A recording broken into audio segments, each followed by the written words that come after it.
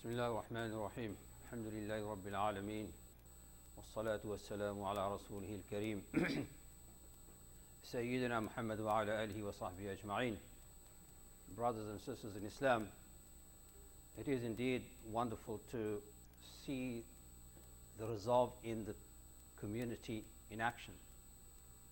Notwithstanding the challenges we face today, we are indeed coping, if not to the best of our abilities, then at least adequately. I say this just having come back from Chicago and having spoken to some of the people in that area, that we have building projects going on like the one here.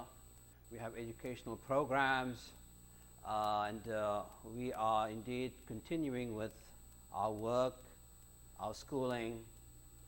We have a government that seemingly is hostile to us in many ways. We have bad behavior that causes us to be entangled in almost endless strife. And we have an economy that sometimes works to our advantage and sometimes it does not.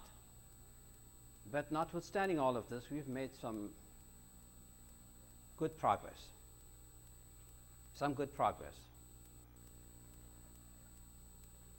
It is important to remember, however, that the progress we make should at least cover the three most important bases that any community requires for its well-being, particularly one that is based on faith and a belief in the afterlife or the akhirah. On the one hand, you have the religious elements, which primarily focus you for an afterlife. You have your hifz programs, you have your tazkiyah programs, you have your fiqh classes, and all of these things primarily prepare you for the afterlife. And then you have educational programs that allow you to deal more meaningfully with issues that are of social impact to the community at large. And by community, I mean the community of human beings living in America. And here one finds a different set of tools are required. If you require a trained hafiz or a sheikh or an alim to help you navigate the spiritual and these strictly religious elements of your life, then you require a different set of tools to allow you to navigate questions that are enormously important and enormously problematic. And in between, you have a category of social practices that are peculiar to Islam, natural to some of you, and odd to someone else. So, for instance, you have in Islam the practice of polygamy. If you grew up in some Muslim country, you would grow up as that being an element of your culture.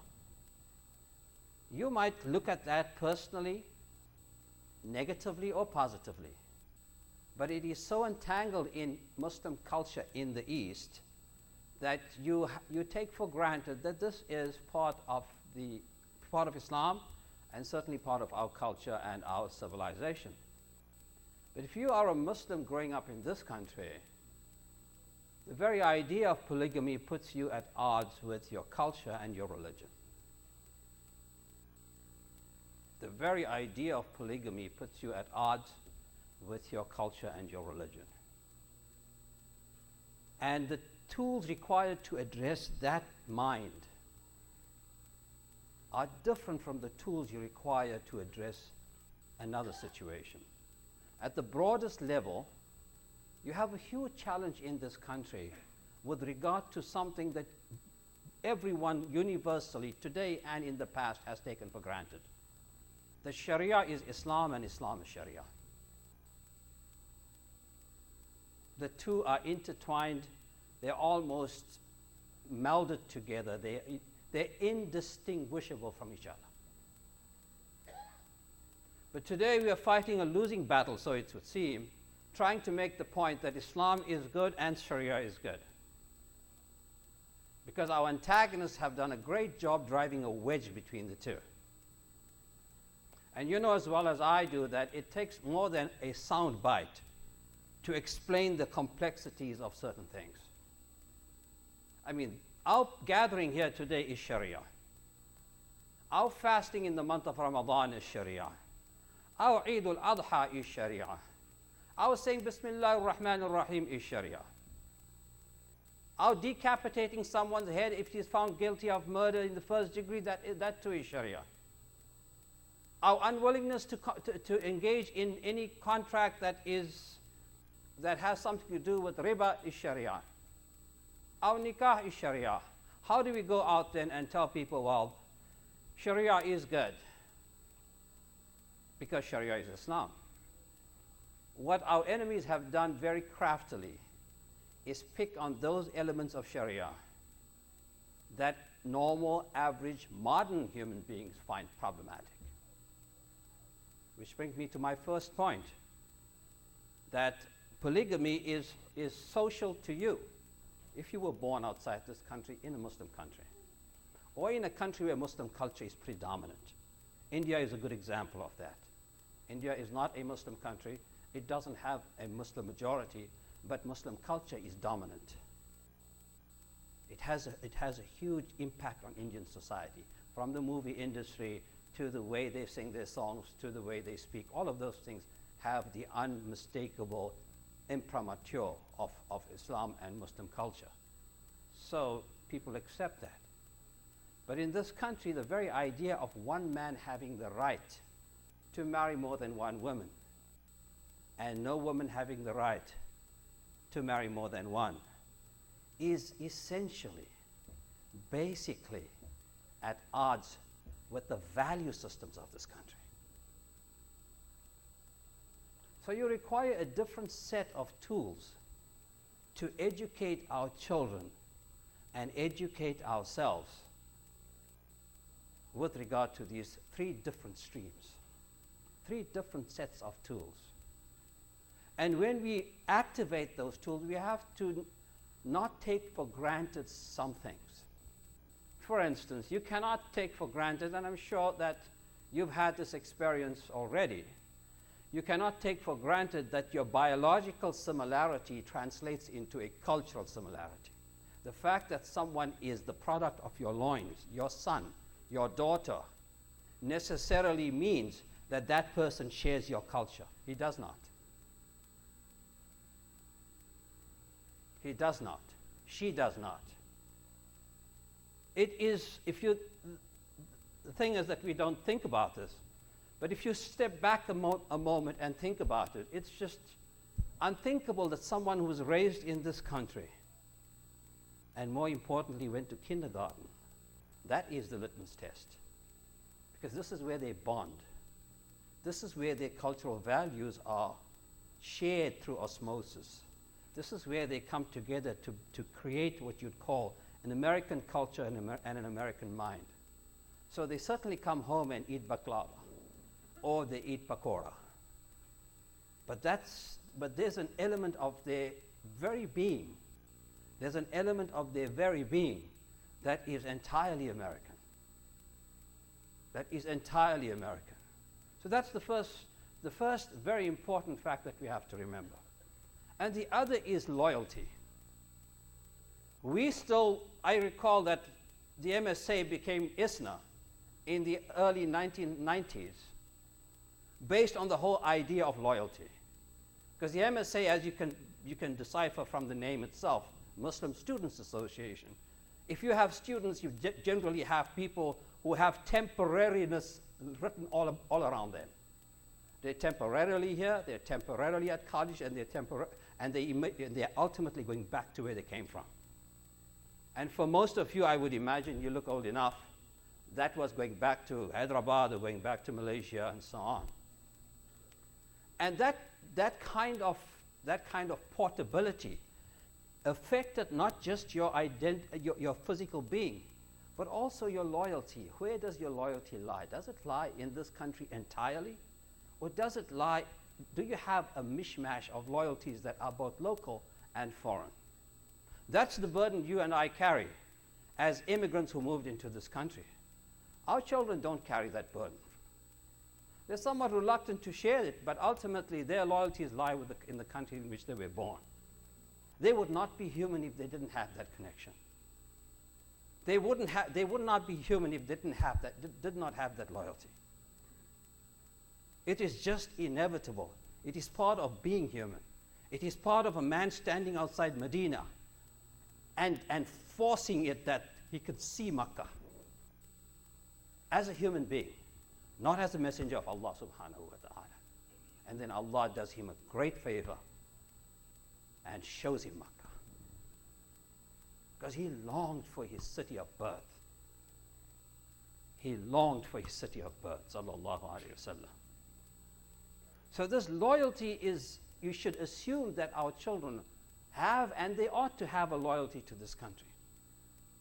They have, and they ought to have, a culture that is American. And therefore, they would have difficulty accepting elements of our social practice that are at odds with American life, and elements of our belief system, perhaps, that are at odds with American life. In order to address that, an Islamic school, a Hifz program, is insufficient. It is insufficient. You have to think beyond that. A school certainly addresses a key element of that, but only if that school's curriculum is based on this three-pronged approach to preparing Muslim students for the future. You have examples all over that speak volumes, that give us mixed feelings. We're very proud of this one person because he is regarded as a comic icon, Aziz Ansari, a great comedian and an open atheist. So what do we do with that? That is our future that we're looking at. Inshallah, not the future of anyone in this particular masjid, but potentially the future of these children who have a culture that is native, and they have loyalties that are native, and a mindset that is native. Then you have Linda Sarsour, who speaks from the heart and speaks what is in the heart. But if only she spoke more diplomatically. If only she spoke more diplomatically. You have Khalid, whatever his first name is, a great DJ. Then you have Ayan Hirsi Ali, who was born in Somalia, on her way as a refugee outside Somalia, ends up in Holland. And she is so rebellious against her own culture and civilization that she allows her body to be used as a canvas to write on it those verses of the Quran that she finds objectionable. So in our efforts to create a more meaningful Islam in this country, in our efforts to protect our children from the challenges out there, let us understand that we have certain limitations. We have to prepare people who can do this more adequately. And if your focus is entirely on having Nazra at home, having the Hafsab come and teach at home, that in itself will not inoculate anyone. Which is not to say that in the final analysis, if we do indeed come up with a system wherein all three of these elements are taken care of, that we have, in a sense, inoculated our kids against the ravages of life outside. No. For that, we turn to the Quran and we listen to a father talking to his son, where he says, Ya bunayya, I can't call the ayah, لا عاصم اليوم من أمر الله. Today there's nothing that's going to protect you from the wrath and the anger of Allah. The Quran gives us some wonderful examples from the very loins of prophethood. From the very loins of prophethood, of sons and daughters, mostly sons. I don't know if there's a coded message in that. That no matter how great your father is, and no matter how great the school is that you belong to, it could very well be that you would not make it. And on the other hand, you could be raised in the house of Pharaoh. You could be raised in the house of Pharaoh, and you will come out not just fine, but you would be spectacular in delivering the message of Allah to all and sundry. All of this becomes very difficult for us because we have images that we are confronted with all the time. Images of our own brothers and sisters dying in the Mediterranean. Images of the very things that we cherished. The grand culture of Damascus, the grand culture of Baghdad. And you see it obliterated right now. Destroyed. And because it is so well destroyed, you cannot see the bodies hidden underneath. You cannot see the thousands of bodies hidden underneath. The bodies of your sisters and my sisters, your brothers and my brothers, your sons and my sons, and your daughters and my daughters. All because we have given primacy to one element of our existence. Our aqidah is very important to us. Our belief system is very important to us, to the extent that we are willing to destroy each other. We should avoid that mindset at all cost. We should avoid that mindset at all cost. But to end positively, mashallah, the work that we are doing here is actually reflected throughout America. And it is wonderful work. I get this great opportunity to come often to this country in order to participate and engage at a different level. And every time I come, it just heartens me the way in which people are growing from strength to strength.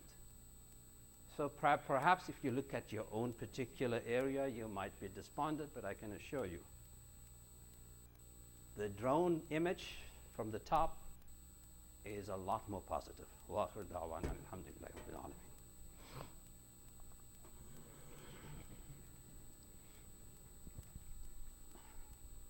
الحمد لله حمدا كثيرا كما أمر وأشهد أن لا إله إلا الله إرغاما لمن جحد به وكفر وأشهد أن محمدا عبده ورسوله سيد الخلائق والبشر عباد الله اتقوا الله تعالى من سماع اللغو وفضول الخبر وانتهوا عما نهاكم عنه وزجر واعلموا أن الله أمركم بأمر بدأ فيه بنفسه وثنى بملائكته القدس وثلث بكم أيها المؤمنون من الجن والإنس فقال تعالى إن الله وملائكته يصلون على النبي يا أيها الذين آمنوا صلوا عليه وسلموا تسليما اللهم صل على محمد وعلى آل محمد كما صليت على إبراهيم وعلى آل إبراهيم في العالمين إنك حميد مجيد وبارك على محمد وعلى آل محمد كما باركت على إبراهيم وعلى آل إبراهيم في العالمين إنك حميد مجيد خصوصا منهم ذي الأصل العريق أبي بكر وعمر وعثمان وعلي وعلى بقية الصحابة والقرابة أجمعين اللهم أعز الإسلام والمسلمين اللهم أعز الإسلام والمسلمين اللهم أعز الإسلام والمسلمين ربنا آتنا في الدنيا حسنة وفي الآخرة حسنة وقنا عذاب النار عباد الله اتقوا الله إن الله يأمر بالعدل والإحسان وإيتاء ذي القربى وينهى عن الفحشاء والمنكر ولذكر الله أكبر والله يعلم ما تصنعون